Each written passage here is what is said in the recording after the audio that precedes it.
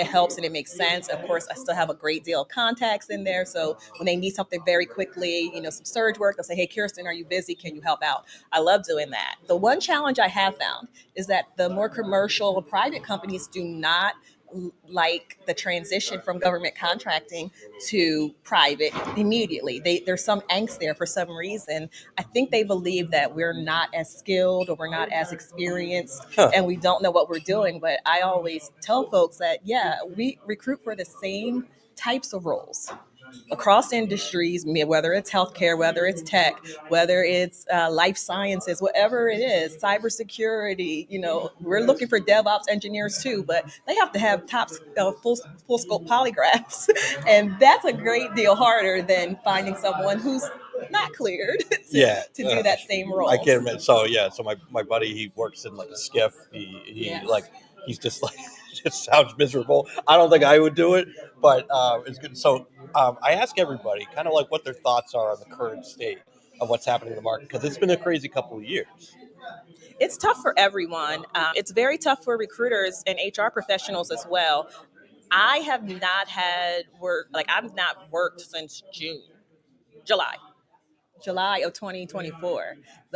I'm trying to find work, but things were happening in the market, where stuff was going on. So there's a lot going on, and I'm seeing a lot of recruiters who are looking for work. I've seen a lot of HR people who are looking for work, folks who have been out of work for a long time. And it's hard when you're in that role to help other people and you can't help yourself. And I still have job seekers who come to me for career coaching and to update their resume, help them network, help them search, do a more refined search. So I'll use my sourcing skills to help them create a sourcing strategy for themselves to find their new job. And sometimes it gets tough and it gets hard. And I don't think people understand that there's no magic formula. There isn't a recipe that you can follow. I mean, there's a recipe that you can follow, but it's not going to taste the same every time. The food's not going to taste the same every time, even if you follow the directions, even if you follow the recipe to a T. There's so many variables when it comes to job seeking and to recruiting. And there's so many companies, I think, that they're out there now that just think that they can just replace the recruiters with technology. Please stop doing that. If you need a recruiter, right here. But I was part of a tech layoff in August, and I never thought I would be looking through the end of the year. It's tough out there. It is awful. And it is so bad for job candidates right now. So I always have, added love for the candidate's experience because it's so bad.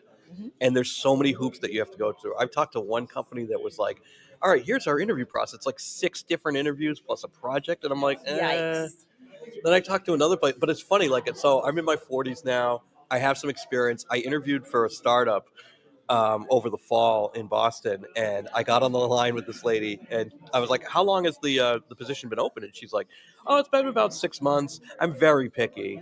And then she's like, I'm really looking for someone who can you figure out what the CEO wants without really having the direct communication. And I'm like, this is a red flag. Get me out of here. So I just bowed out of the interview process. So it's a crazy world out there. I hope things get better. I think there's some more tools out there for candidates that I write about in the wrap. But it's been great. And so thank you for joining me on the show. Thank you for having me. This is